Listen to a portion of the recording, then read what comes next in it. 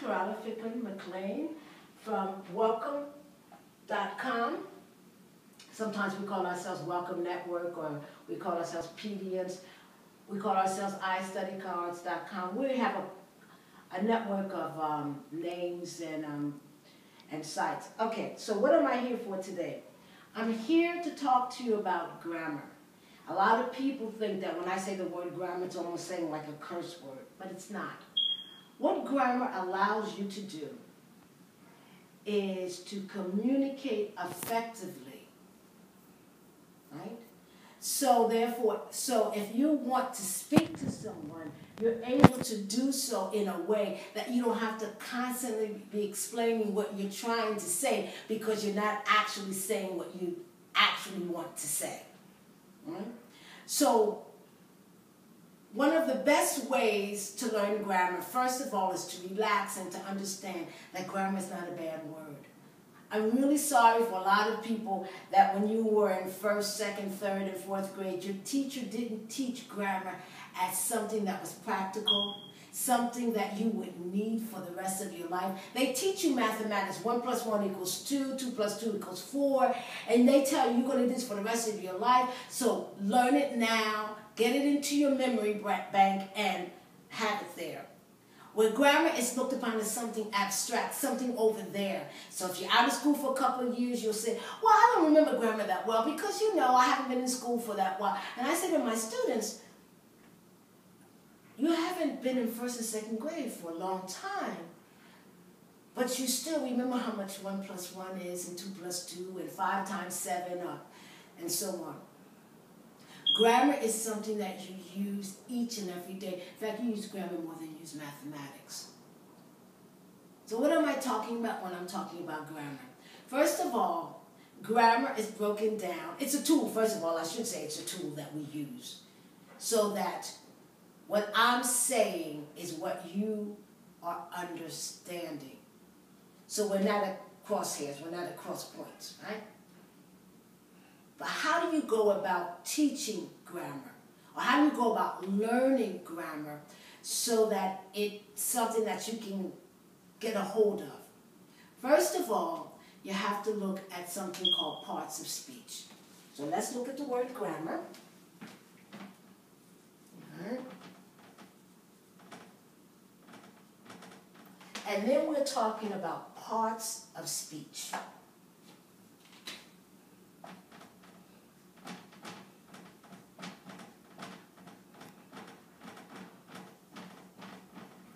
And you probably remember hearing this, but maybe not remembering exactly what it is. So let's look at parts of speech. Well, first you have, and I'm putting this in order of importance, verbs. So first, verbs. Right? And I'm going to explain, I'm going to go into more details about verbs when I finish listing the grammar, the parts of speech, excuse me. Second, nouns. Third, pronouns. Fourth, adjectives. Fifth, adverbs. Sixth, prepositions. 7, conjunctions. And then 8, interjections.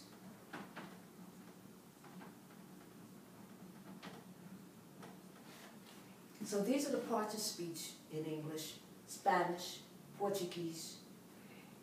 Okay, now how you do it in these different languages, French, Portuguese, Spanish, German, is different perhaps.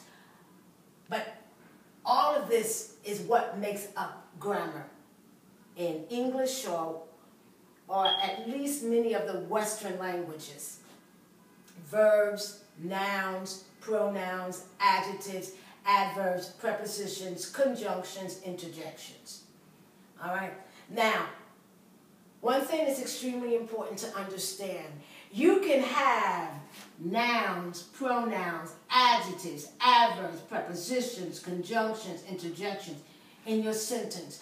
And they can be placed exactly the way they're supposed to be placed. They can be sophisticated and everything. But if you do not have a verb in your sentence, guess what you don't have? You don't have a sentence. What you have, a string of words, very pretty, very sophisticated perhaps, but not a sentence. Because one of the first things you have to realize is the following. When you are putting all these things together, all these parts of speech together, what are you trying to do? You're trying to express an idea. Now, sometimes it's a fragment because it's a fragment, although I don't know the answer, comma, but you don't stop there. That's a fragment. That's it. Or should I say it's a dependent clause, because you have to understand that that can't just hang out there. Although I don't know the answer, comma. Because now you have to put the rest of the sentence. And it can have all of these, but if it doesn't have this, a verb. So one of the first things you have to realize is that the most important part of speech is the verb. And that's what I'm going to emphasize here, the verbs. Now, what's a verb?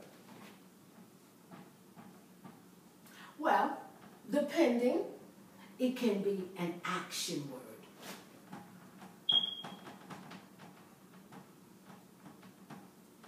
Action, I'm going to write it in the form that's called the infinitive. To talk, that's an action. To eat, that's an action. To sleep, that's an action. And since I'm here, let me just state that when I say to and the verb, to and the verb, to and the verb, this form of the verb is called the infinitive.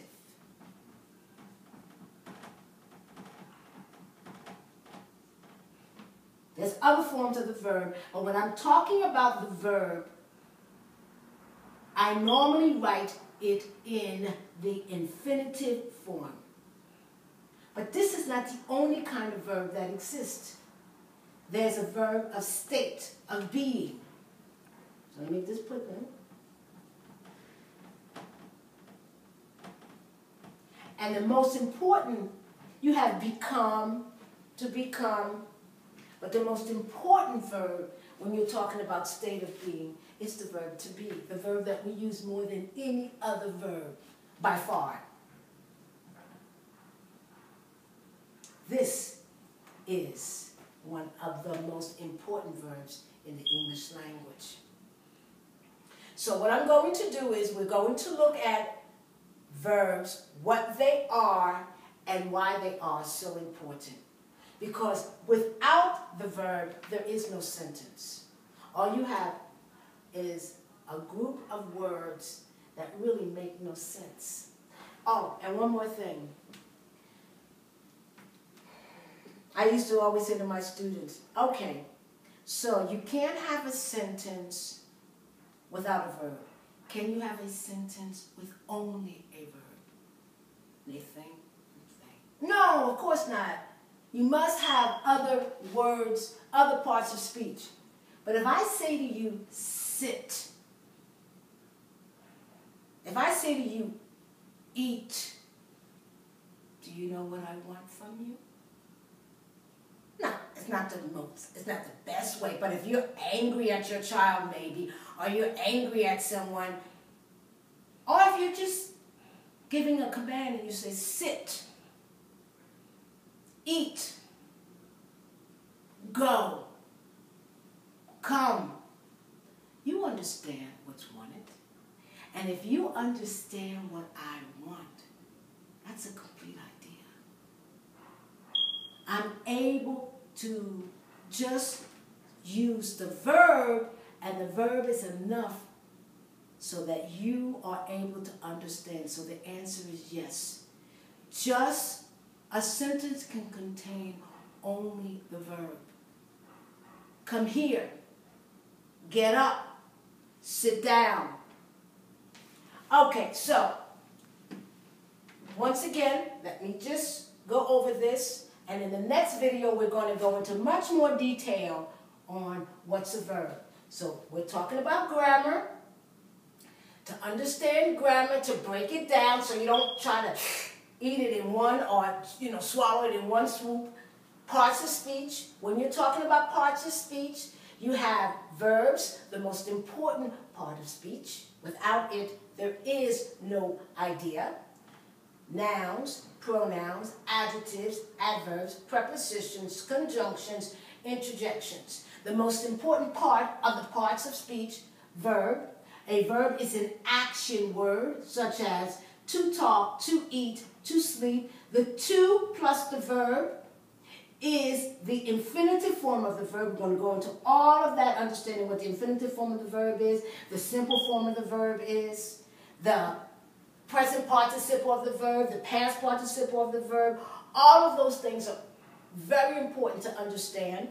Then you talk about, first you talk about talking about a verb being an action word, then state of being, right? And the most important verb that represents this type of verb is the verb to be. And just one more thing. If you're talking about the present tense of the verb, that is when you're talking about what you normally do, right? These verbs, to talk, to eat, to sleep, are regular. Remember when you're teaching to talk about regular verbs? And the verb, one of the most important, if not the most important verb in the English language, to be, is irregular. In our next video, we're going to look at the difference between regular and irregular forms of verbs, tenses. So once again, this is Corella Figman McLean from Welcome. And see how we spell welcome? W-Y-L, not W-E. WYLCOME.com. We're also known as Pedians, P-E-D-I-A-N-S, iStudyGuides.com. So thank you very much, and see you in the next video.